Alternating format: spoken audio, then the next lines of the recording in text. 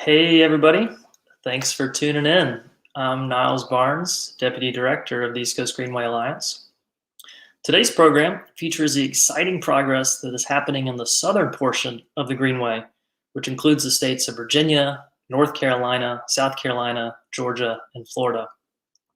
This 1,700-mile section of the Greenway includes bustling cities like Miami, and also bucolic countryside and all other types of land uses and geographies. A few housekeeping items before we get started. First, yes, this event is being recorded and it will be available for sharing from our Facebook and YouTube channels. We encourage you to share it with friends and colleagues. And number two, we do want to hear from you. Please type in your questions in the comments section and we will be answering questions following the presentations. We have three presenters today, three awesome teammates of the East Coast Greenway Alliance. Our first presenter is Sarah Sanford, who's based in North Carolina. Sarah is a Virginia native, and she has lived in many cities along the East Coast Greenway, including Fredericksburg, Williamsburg, Richmond, Raleigh, and now Durham. Before coming to the East Coast Greenway, Sarah worked in the environmental field as a consultant, a naturalist, and an environmental educator. And Sarah holds a Master's of Environmental Management from Duke University. Our second presenter is Brent Bice, who is based in Georgia. And before Brent joined the East Coast Greenway, he was the executive director of the nonprofit Georgia Bikes for 6 years. And Georgia Bikes is all about promoting and improving bicycling for transportation and recreation throughout the state. His leadership drove impressive growth in the organization, and it made a really big impact through Georgia. We're very lucky to have him on our team working in both Georgia and South Carolina. Brent does live car light in Savannah's historic district, and he enjoys exploring the city's neighborhoods, squares, and parks on foot and by bicycle. Our third presenter is V. Christensen, based in Florida. V is a two-time AmeriCorps alum with a master's degree in planning from Florida State University. And with a background in transportation planning, nonprofit administration, and program management, V is very passionate about mobility choices, placemaking, and active transportation. Prior to joining the East Coast Greenway Alliance, V served as Zaxter's first regional market manager and helped establish the first bike share system in Florida's capital city, Tallahassee. So very excited for you to hear from our three staff today. And as a reminder, if you have any questions, please enter them into the comments pane and we will answer them at the end. So for everyone that's joining us live, you probably know all about the East Coast Greenway, but in case you got a recording of this, yes, it is possible during certain times of the year, like in December, to cross-country ski up in Maine along the East Coast Greenway, and then hop on a train or travel down to Florida and bike in 70-degree weather in the Florida Keys. Now, building a 3,000-mile connected greenway through the densest and largest cities along the East Coast is definitely not a straightforward and easy process, as you're going to hear in a few minutes. We are certainly not following a simple playbook. But at the same time, this is truly a grassroots effort. And East Coast Greenway Alliance staff, like Sarah and Brent and V, are working with local towns and cities and municipalities, helping to envision, plan, design, construct, and maintain the Greenway. One thing the global coronavirus pandemic has demonstrated is that greenways and trails are essential and transformative public spaces. And when we plan and build them correctly, can be inclusive and equitable space that connects people to place. We have seen use skyrocketing from Maine to Florida on existing segments of the East Coast Greenway, and we are certainly encouraged to see that growth. The more people we can get biking and walking for transportation and recreation, the more progress we can make in addressing climate change and improving public health. As we analyze the data from permanent trail counters along the East Coast Greenway, we are estimating that well over 50 million visits happened in 2020 to different segments of the East Coast Greenway, which would make it the most popular and visited linear park in America. So the updates you are about to hear from our enthusiastic and smart and expert staff will hopefully inspire you to get involved in our work of building the Greenway. It takes staff working day in and day out, Maine to Florida, with our partners to make the Greenway a reality. And it also requires significant investments in both digital and physical infrastructure. And we're going to share a few opportunities following the presentations for how you can get involved in this important work. So as a reminder, please enter any questions you have. And without any further ado, I would like to pass the microphone to my colleague, Sarah. Thank you, Niles. And hi, everybody. As Niles said, my name is Sarah Sanford, and I'm the Virginia and North Carolina coordinator for the Alliance. I'm coming to you from my home in Durham, North Carolina, which is also the location of our headquarters. You can see my contact info is on the screen here. The best way to engage with me on social media is through Twitter. I try to post on there about what I'm up to and what the Alliance is up to in both Virginia and North Carolina. So check it out if you'd like to learn more. And let's go ahead and dive right in. So my region is Virginia and North Carolina. And one thing that's special about my region is that both states have both a spine route and a complementary route. So you can see the green line on the map shows the spine route and the gray line shows the complementary route through both states. In Virginia, the Greenway is about 22% complete. Lots of good progress made so far and plenty of progress left to go. One really exciting piece of news for Virginia is that those who live in Virginia probably know about this, but there was a proposed trail called the Ashland to Petersburg Trail, which spans the Richmond metro area, about 40 miles. And as of this year, the Ashland to Petersburg Trail is officially official, as declared by the governor. Now has a new name called the Fall Line Trail. So that would bring on about 40 miles of multi-use path in the years to come. So that's a really exciting vision for Virginia going forward, and certainly is going to change that 22% to a much higher number. And then in North Carolina, one thing that's special about our state and the Triangle region where we're based is that the Triangle region is the most complete metro area of the entire East Coast Greenway. So between Durham, Cary, Raleigh, just east of Raleigh, we have just over 70 miles of continuous complete Greenway. So if you ever want to check out the most complete part of the East Coast Greenway, then come on down to the Triangle and we'll show you around. So let's jump into some of the newly designated segments from this year, from 2020. The first of which was in Prince William County up in Northern Virginia. We designated just over 6 miles of trail segments in Prince William County.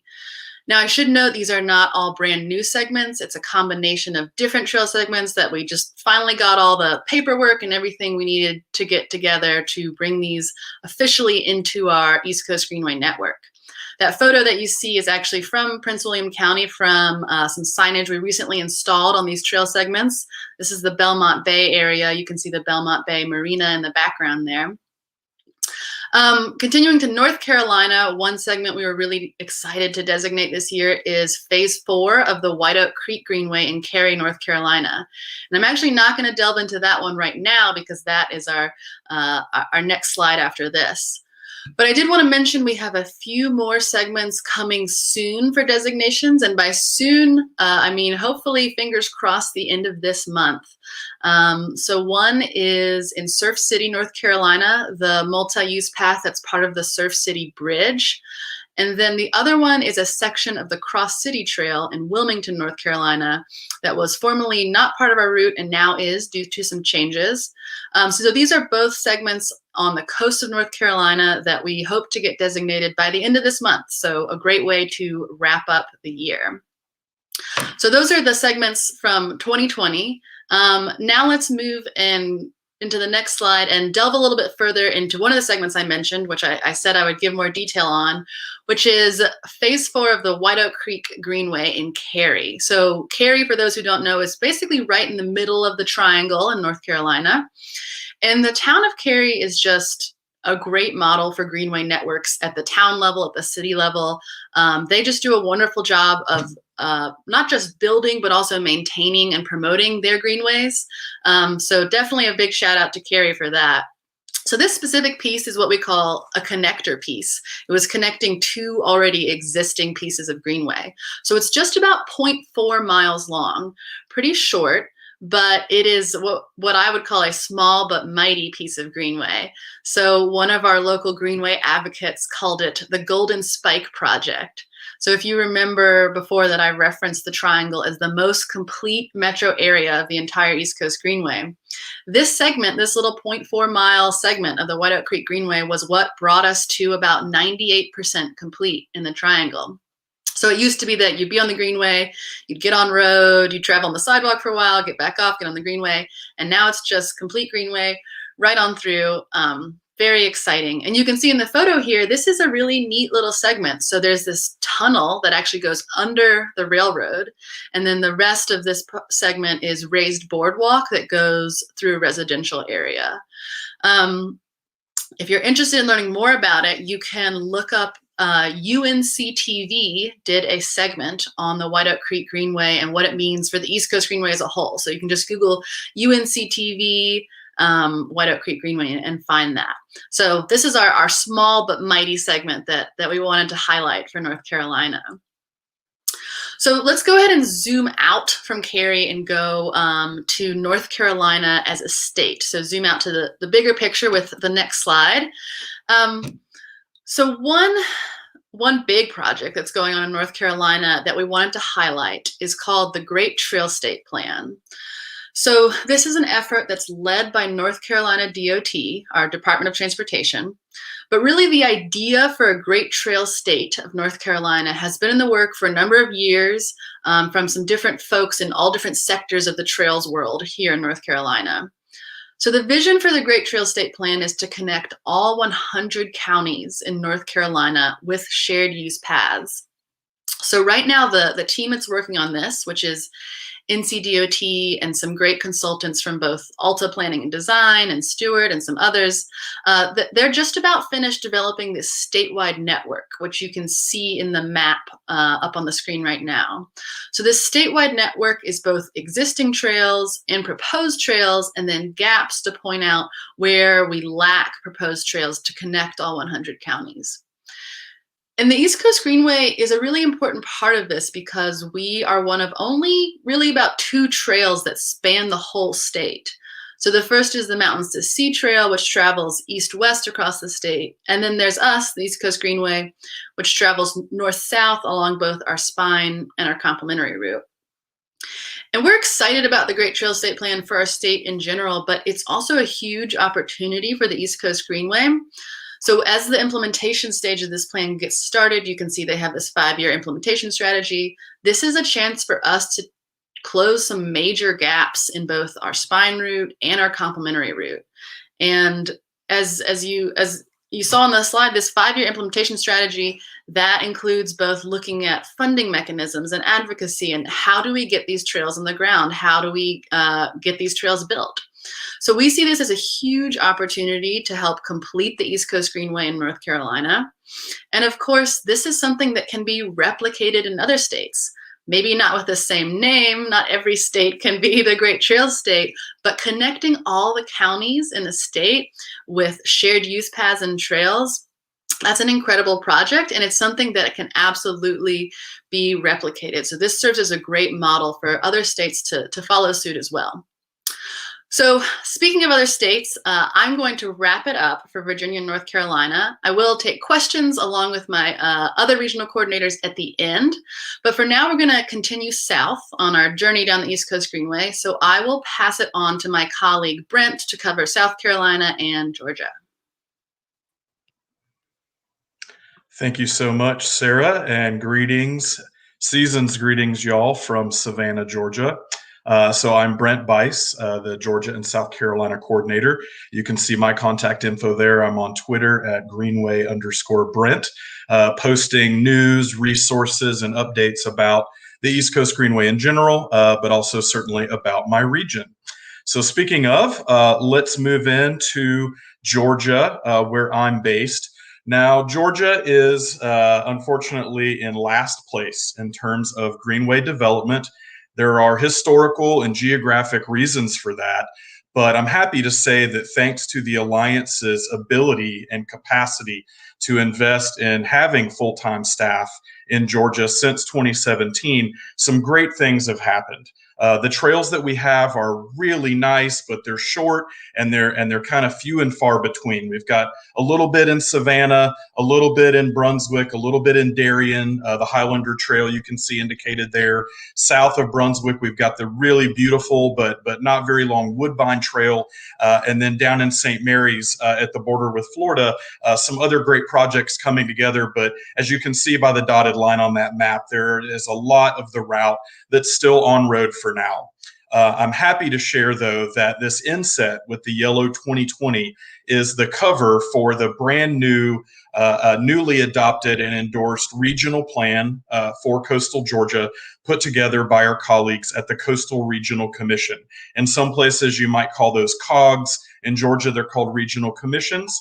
In charge of economic development, aging, and transportation planning for multi-county areas. And thanks to the relationship that we have been able to build, both volunteers and I as staff, with the Coastal Regional Commission over the past few years, we convinced them to, number one, update their very long overdue and much needed to be updated regional plan about biking and walking that was from 1999 and didn't have a lot of information about the East Coast Greenway. So we were able to convince them to update that plan. And thanks to the great relationship and trust that we have built with the Regional Commission and their staff, they essentially let us write the chapter about the East Coast Greenway. And so as a result, this new plan that's formally endorsing the East Coast Greenway, it showcases the envisioned route, which the previous plan did not do, and as importantly, talks about what our design requirements are, that we really need in all ages, abilities, and backgrounds, traffic-separated multi-use path, or greenway or rail trail, as the case may be, traveling from the iconic city of Savannah all the way down through Brunswick to St. Mary's. So that's really excited. And we're only at 15% complete right now, but this plan is really going to set up all these communities to be hyper competitive for new programs like the Outdoor Stewardship Program in Georgia, as well as many federal funding programs for trails. So let's move to South Carolina. South Carolina's further along thanks to some great partnerships that the Alliance has had, particularly with the cities. Myrtle Beach, which is famous in Greenway circles as the first city to complete 100% of their section of the East Coast Greenway. But also Charleston, an iconic coastal city, so charming, so beautiful. There's a barrier protected path on the suspension bridge, the Ravenel Bridge that connects Mount Pleasant with Charleston. And then just above the letter C in the word Charleston on the map, you can see a nice long line. That's the West Ashley Greenway, which is a really beautiful asphalt rail trail that was developed a few years ago and is really an iconic piece of the East Coast Greenway. Moving further south, the very charming city of Beaufort at the waterfront, founded in the 16th century by the Spanish. It is really a lovely place that you should visit if you can. And the section of the trail there is called the Spanish Moss Trail.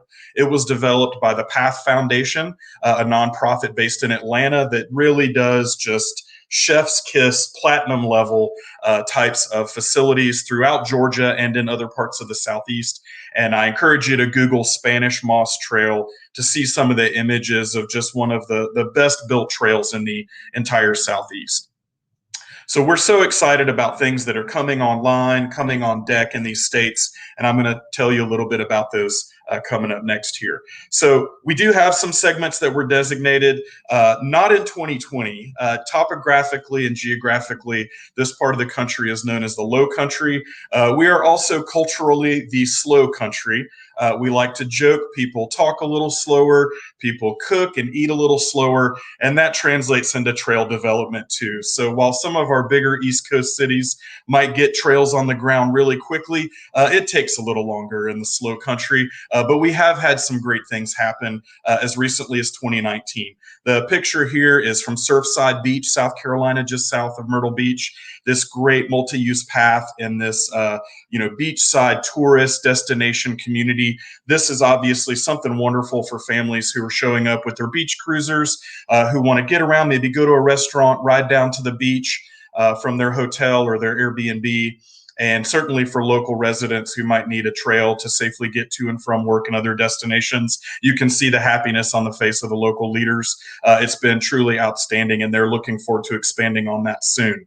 Further south in Gardens Corner, which is a very rural area in part of South Carolina, really low population density, not a lot of development, but there's a lovely side path that the South Carolina DOT put along US Highway 17. We need a lot more of that kind of side path, and we are working consistently and regularly with South Carolina DOT leaders to make sure that sections of the Greenway are put in their long-term plans and in their short-term work plans anytime that they're widening or resurfacing roads. We want to make sure that we take advantage of those opportunities to get the travel route and the permanent route improved with these kind of side paths. Moving down to Georgia, I like to brag on St. Mary's, which is it's the southeasternmost community, a small, charming waterfront town. It's the launching off point for Cumberland Island National Seashore. And they are also so excited to be a part of the East Coast Greenway that they try, despite their very limited financial capacity as a small rural community, they do everything they can to innovate and create trail where it doesn't exist. For instance, they had some sidewalk that they had already built through a residential area. They owned all the right-of-way. They put another 5 feet of concrete next to the existing 5 feet of concrete, turning what was a sidewalk into a multi-use path where people could bike side by side, walk past each other comfortably, that meets our design standards, and was able to save them a lot of money while also creating a new section of the East Coast Greenway. So speaking of St. Mary's, one of the most exciting things coming up in the near future is new ferry service between Georgia and Florida. We are so thrilled to finally announce this. Once we've got a date for launch, we really hope that this bicycle and pedestrian only ferry would take off this past spring. But of course, COVID-19 was a big monkey wrench in so many plans, including those for the Greenway. But I'm happy to say that there's tremendous enthusiasm for this ferry service. Both the cities of St. Mary's and Fernandina Beach, Florida, have committed local funds to get this off the ground. That's St. Mary's there to the left, their waterfront, and in the distance, kind of center right, is Cumberland Island National Seashore. So when you're on this ferry, you can roll your bike right onto it from the waterfront of either town.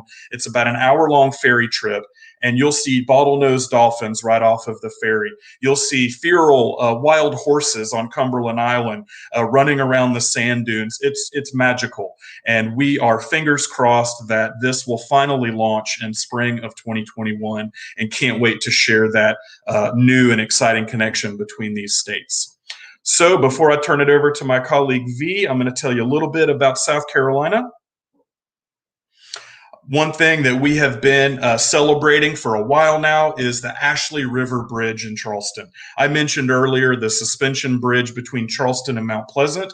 Well, on the other side of the Charleston Peninsula is the Ashley River, currently an extremely dangerous gap for people walking and biking.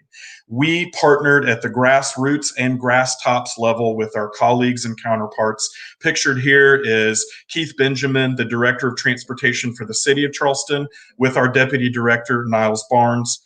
And we helped them and local advocacy groups develop over 220 letters of support for a federal grant application. They weren't successful the first time, but eventually they were. And in 2019, the city of Charleston was awarded over $18 million to build a standalone bicycle and pedestrian bridge.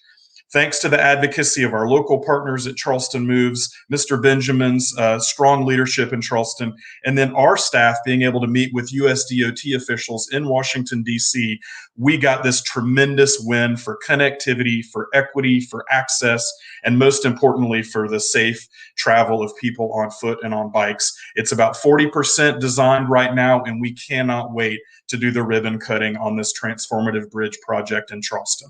So thanks for y'all's time. I look forward to answering questions. And now I'll turn it over to my colleague V to tell you what's going on in Florida. Thanks, Brent. Hi, everybody. I'm V. Christensen, the Florida coordinator for the East Coast Greenway Alliance. I'm actually based in Jacksonville, Florida. And so you can actually see me here on the S-Line Rail Trail, which is a disjointed, designated segment of the Greenway that's part of a larger vision in Northeast Florida that I'll just talk a little bit about in a few minutes. Here on the slide, you can also find my contact information, so feel free to reach out to me via email or on social media. My Twitter handle is right there, just V Christensen, and remove the vowels. So yeah, reach out following today's program for more information on Florida Greenway happenings. Now, as a Florida native, I've seen firsthand how dangerous roads have resulted in more people being struck and killed by drivers while walking and biking.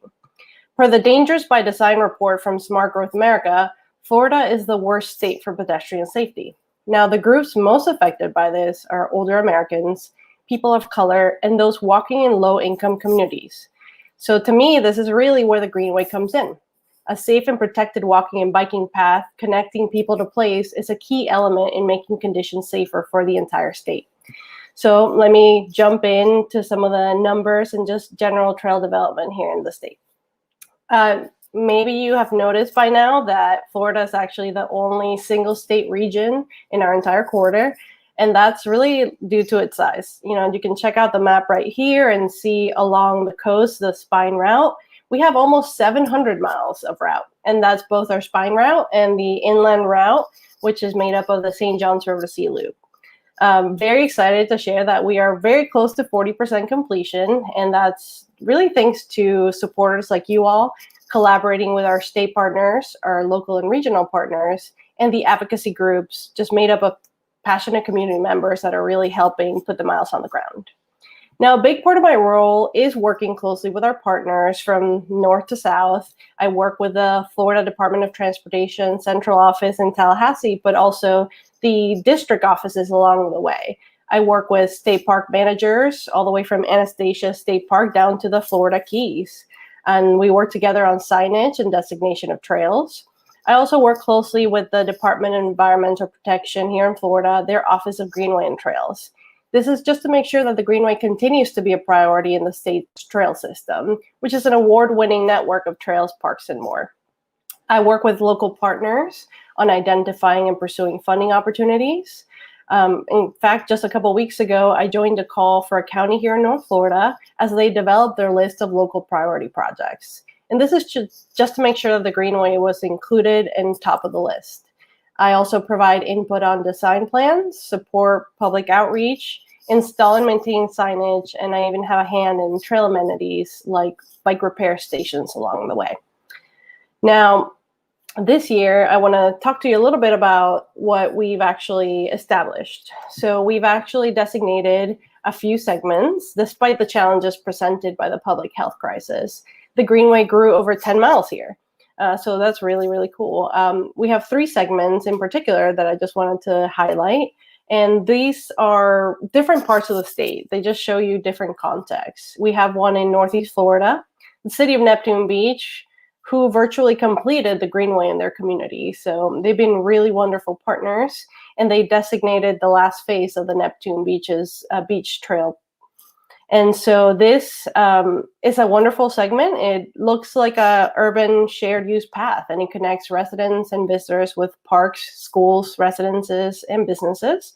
In Central Florida, we designated almost 3 miles of the St. Johns River to Sea Loop, and that's from DeBerry to Spring State Park, and that's part of the state's Spring to Spring Trail, which is a trail between 2 state parks. It's a scenic segment through Florida natural areas. And then we also designated a little over 7 miles of the Palatka to St. Augustine State Trail. And that completes 19 miles of protected and separate trail. And that really shows you the more non-metropolitan rural side of Florida. Another major part of my role this year, besides designating these segments, included planning and executing the 2020 Southeast Greenways and Trails Summit. Now, this was originally established to be an in-person event here in Jacksonville. So I co-led the charge for the event along with our former special events and summit specialist. I wore many hats throughout this period, from selecting proposals to developing a host committee, session development, and organizational partner coordination.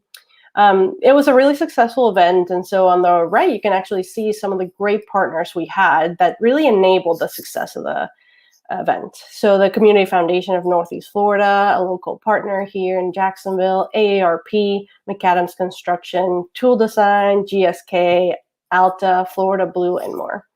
Now, due to the health crisis, we did have to quickly pivot to a virtual event, which ensured that we could still provide quality programming to our attendees. And so we have essentially hosted our first ever virtual summit this year because of that. It really was a great success. And so thank you to all our partners.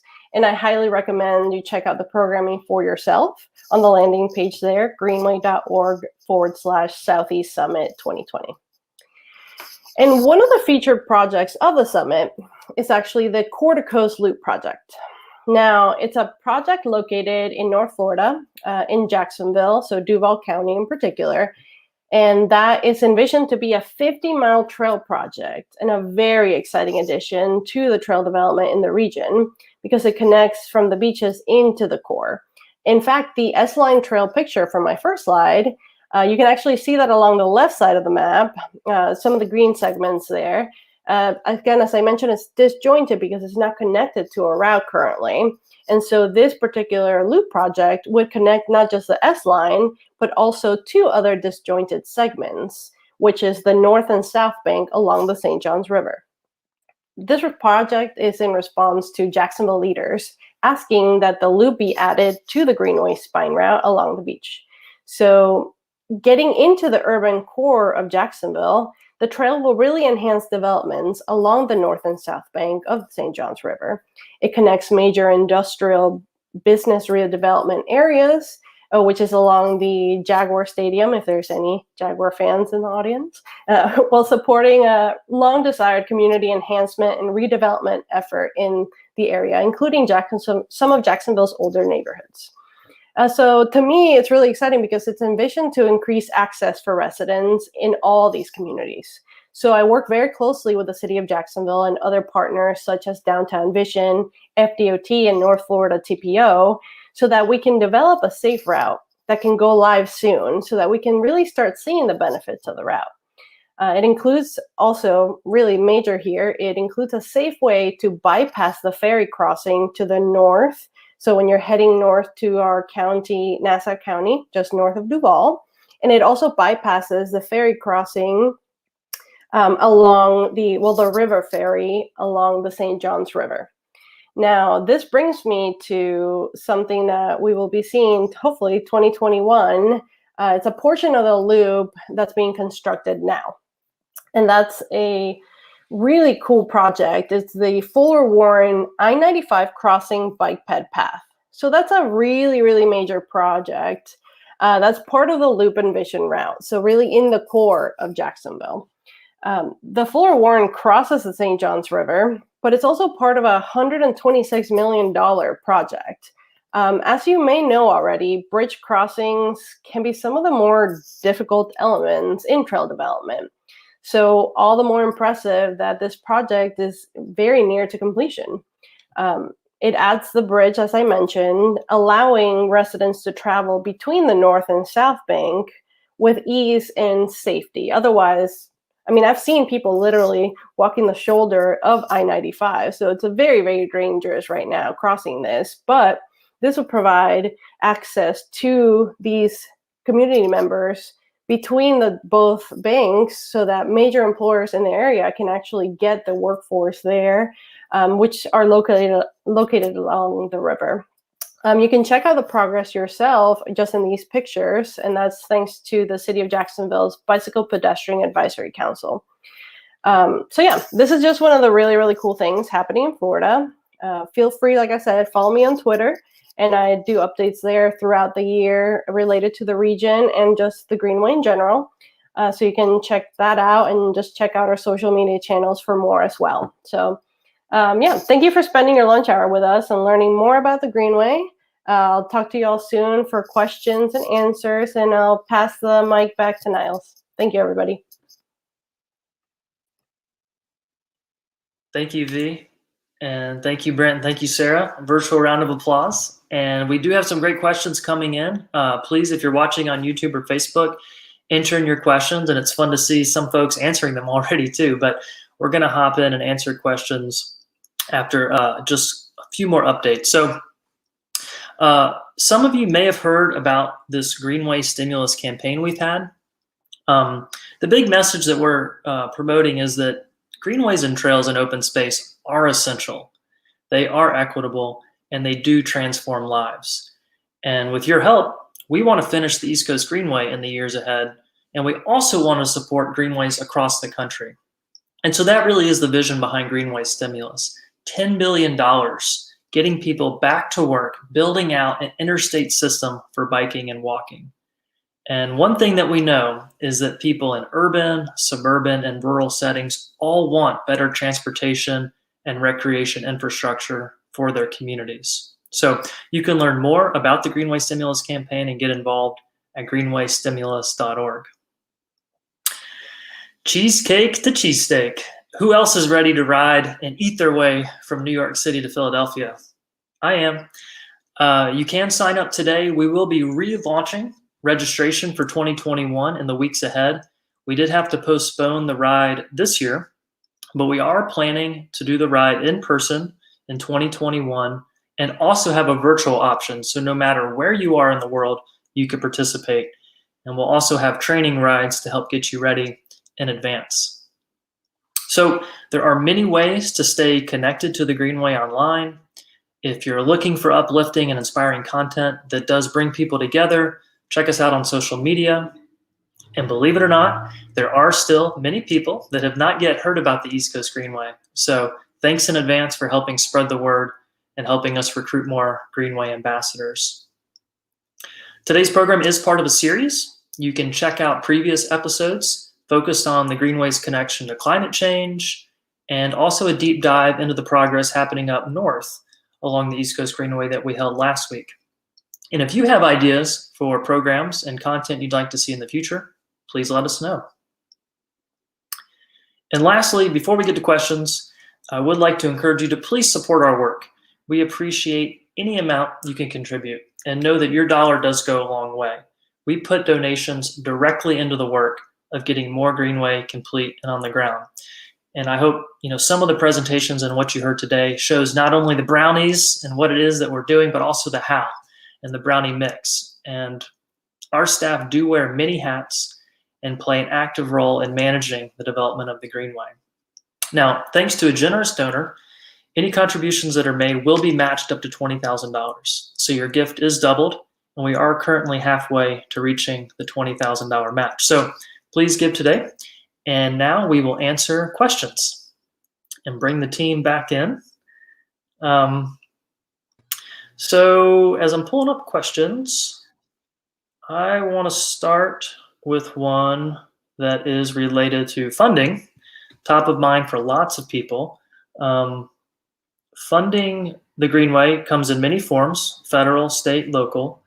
And the question is around state level funding. So I think I'll have V answer this question is, could you talk a little bit about the state level funding in Florida through the Sunshell program and how that benefits the East Coast Greenway? Absolutely. Florida is actually really unique in this. The Florida Department of Transportation has a funding program called the Sunshell program, as Niles mentioned. It stands for Shared Use Non-Motorized Transportation. And this is essentially $25 million in the work program each year that have been just reserved just for non-motorized transportation projects. So because, as I mentioned earlier, the Greenway is part of the statewide plan, and it has been designated a priority trail, we have been very lucky in that we have quite a few segments that have received Suntrail funding. In fact, there's a few segments here in North Florida called the Timucuan Trail, which connects to several others, and it spans essentially from Northeast Duval into Nassau County. The Florida Keys Overseas Heritage Trail is also another one that's gotten Suntrail funding. So it's been really important to furthering and advancing the Greenway in the state, but also advancing other non-motorized transportation projects that connect to the Greenway as well. I highly recommend y'all check it out. It's a model that I think I hope to see in many other regions in the next couple of years. FDOT has it on there, and I'm happy to share the link once we've wrapped up a little bit on that. Great, thanks, V. I think the next question will be for Brent. And Brent, you kind of talked a little bit highlighting like great segments of trail that are on the ground in Georgia and South Carolina, but you also highlighted we have significant stretches that are on road. And so I think this question is sort of getting at the permanent visioned, very safe route that we're working towards, but also the interim route, which we try to have as safe as possible. So we could bring up this question from Robin Sauer. And Robin says, my friend and I recently biked from Savannah to Wilmington. We did like the trails, but Route 17 breakdown lane would end and we were left to ride on a very busy road. What are the plans to have a path or improve safety? Great question, Robin, and I wholeheartedly concur as I have ridden that stretch myself, headed southbound, and it is definitely one of the most stressful parts of the East Coast Greenway travel route. We are constantly impressing upon the South Carolina DOT and the various counties that reality. And as a result, we've been able to start a dialogue this year with the South Carolina DOT about anytime they've got a resurfacing project in particular. We want to make sure that at the very bare minimum, US Highway 17, other state-controlled highways feature a bikeable shoulder. So at least 5 feet of smooth pavement to the right, and where they put rumble strips in, that they do them in such a way that they don't interrupt or prohibit the safe use of a bicycle. So putting them on the edge line, for instance, instead of in the middle of the shoulder is a very simple, no-cost change that they can make from a design perspective. And again, as Niall said, that's not our end goal, but we don't want to miss the opportunities that arise when a resurfacing does come up. As far as the permanent route and getting those kinds of side paths, that is always our end goal. We are very much a part of the Beaufort County Bicycle and Pedestrian Task Force that just this year has met dozens and dozens of times, has solicited lots of user input, and has gotten a lot of feedback from me, particularly about the alignment of the East Coast Greenway spine route, to make sure that as funding becomes available, that an 8-foot asphalt side path is built next to these busy highways whenever and as fast as possible. Thanks, Brent. I think next question would be great for Sarah. This question is from Alan Snell, and it's about articulating why is it important for bikes to be on paved trails separated from paved roadways.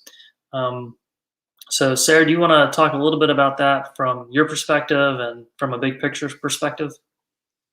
Sure. So from the big picture perspective, when we think about why it's important to have these off-road traffic separated greenways, the truth is that what you might see out on the road is a lot of fearless cyclists. So folks who are wearing the Lycra, they're really athletic, they're zooming down the road. We call those the fearless cyclists. But the truth is that that is not the majority of the population.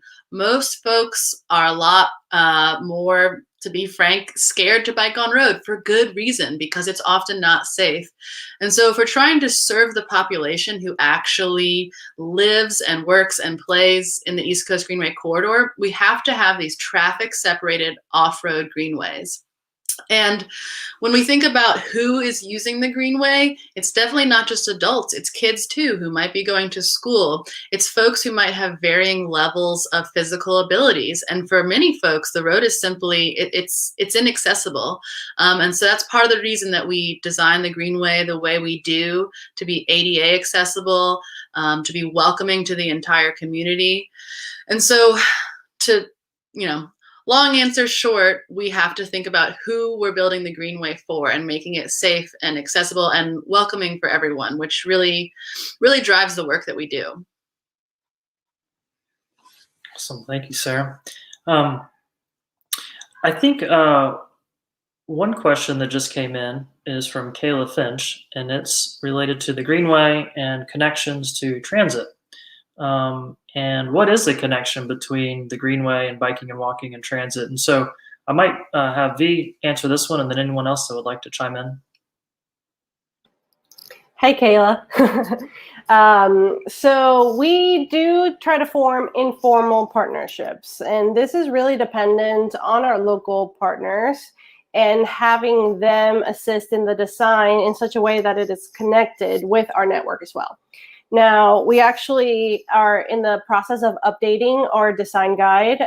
You all can actually check it out. The 2019 version is still up. You can download it. And you can see that a big goal that we have in the Greenway is, like as I mentioned earlier, connecting people to place. And we recognize that while we're all pedestrians at one point or another, we do need other methods to get around. So we fully support a multimodal network, which of course means that we need to be connected to different, transit stations, to rail stations and such. In Florida, we're still working a little bit on that, but there are different regions that really stand out more so than others. Volusia County in particular, there's a lot of segments there that we're discussing coming on to be designated, essentially coming onto the network, and those are ones that have a bus station, transit stop right next to the facility. So it is an ongoing thing, but we strive to ensure that partnerships with the transit different agencies are foremost in our work, again, because we recognize that we're part of a bigger vision of a multimodal network that's safe for all people, all abilities, all ages. And that, we absolutely need to include transit in there. Great.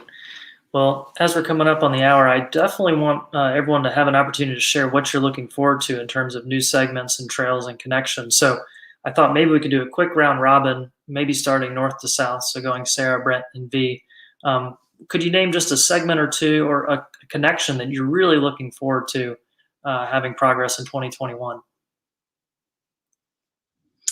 Yeah, so I'll start for Virginia and North Carolina. I spent a lot of time earlier in North Carolina, so I do want to highlight something in Virginia that I touched on a bit earlier. It's going to be a total game changer for Virginia, is this trail I mentioned that was formerly called the Ashland to Petersburg Trail. So this is the Richmond metro area. Now the official name is the Fall Line Trail that the governor has announced and approved earlier this year. This is going to be huge for Virginia. It's about 40 miles connecting the entire Richmond metro area north to south.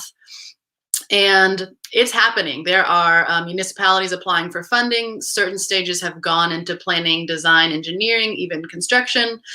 So a 40-mile trail that connects the two major cities on either side of Richmond, it's going to be huge. It's going to be huge for the East Coast Greenway too, because this is right in the middle of our route for Virginia. And I think one of the coolest parts of the Ashland to Petersburg, or officially the Fall Line Trail, is that while it's very much focused on recreation, it's, I think, even more so important for transportation in the Richmond area. This is something that people can commute on. So many people commute from just north or just south of Richmond into the city. And this is going to be an opportunity for people to ride their bikes or walk or use a combination of the Greenway and transit to get to work and really decrease the reliance on cars in that area. So I know I'm excited about it. I know people in the Richmond area are really excited about it. And it's long term. It's going to be over the course of many years, but it's 40 miles, which is a big deal. So keep an eye out for the Fall Line Trail in Virginia. Sure. So in addition to the ferry between Georgia and Florida, and the bridge over the Ashley River, I'll pick one from each state. So in Georgia, we're actually having a meeting on Monday with leaders from McIntosh County, which includes the city of Darien, Georgia. And there's already a stretch of trail designated there called the Highlander Trail, which is an acknowledgement of the fact that the town and county were founded by Highland Scots back in the 1700s. But there is a much bigger and broader history with a lot more depth. And we want to expand the Highlander Trail south across the Darien River to connect it to Butler Island, which was a former and very infamous rice plantation that is now a sacred Gullah Geechee site. And we want to make sure that people can safely access that, honor their ancestors, learn about this troubling, complex history of the Deep South, and learn about all the things that happened in coastal and colonial and pre-colonial Georgia history. Up in South Carolina, Mount Pleasant, the town just to the north of Charleston, we're really excited to see their enthusiasm for multi-use paths. I encourage you to Google the Mount Pleasant Way, which is their plan for a town-wide network of multi-use paths that is really anchored by the spine route of the East Coast Greenway. And there's a lot of planning going on for that this year and into early 2021. And I know that that's going to lead to a lot of really exciting, much needed, useful trail in the future in Mount Pleasant. Yeah, for Florida, I already talked a little bit about this, but to me, it's very, very exciting, not just because I live here, but I actually use the North Bank and the South Bank facilities frequently. The Fuller Warren Bridge being completed next year is something that I'm really, really looking forward to. I think most people in Duval County, and especially around the core of Jacksonville as well. And so, yeah, that's like really, really exciting to me personally, because now we can officially make the route and the alignment for the Envision Core to Coast Loop go live. So as of next year, once that's done and fully constructed, we can officially bring the spine route into the core. So that's really neat. Really, we're coming up also in the next, hopefully, quarter, the Underline, really groundbreaking project happening down in Miami. The first phase will be completed in 2021 and officially open in 2021. So that's also another really, really exciting thing as well. So yeah, there's a lot of really cool things that I'm looking forward to for next year. So feel free to reach out and we can talk more about that. Hear, hear. Well, thank you all. And thank everyone for your time today and for your support. And thank you for helping us build what ultimately will be a more beautiful and sustainable world that our hearts know is possible. We look forward to seeing you out on the Greenway. Thank you so much. Bye.